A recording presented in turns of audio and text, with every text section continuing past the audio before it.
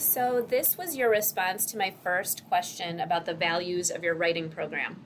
When we reviewed the transcript and talked about this moment, even though it's such a brief comment in the overall recording, we reflected on an apparent tension between our first required composition course and the second, not in terms of how they work together to support a gen ed experience for students, but in how teachers' scholarly investments might shape the work of those courses.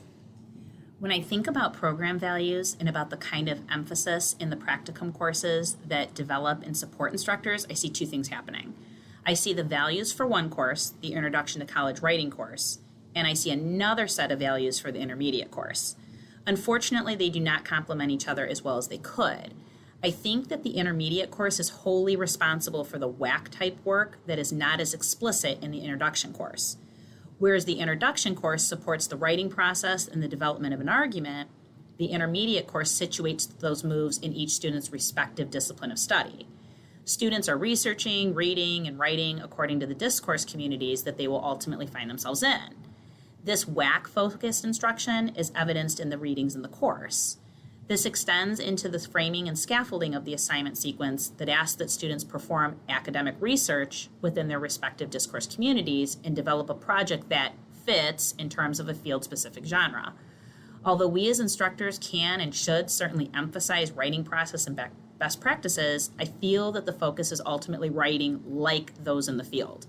Instructors can support how to develop ideas and organize them using published examples, but I think the students feel compelled to mimic them. Less thought is placed on the writerly moves and more on being like the models.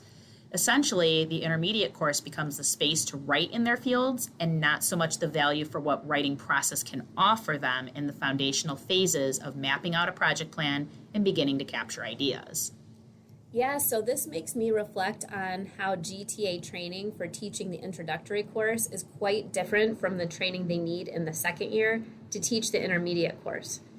GTAs seem invested in what our program emphasizes about students developing flexible writing processes and rhetorical strategies while also developing confidence in their writing voices.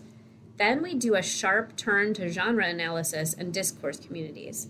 These objectives don't have to be at odds with each other, but it does require a distinct shift in instructional approaches and classroom discussion to help students navigate what it might mean to engage their linguistic resources and writing voices in professional writing contexts, especially as that discussion is both necessary and challenging across discourse communities.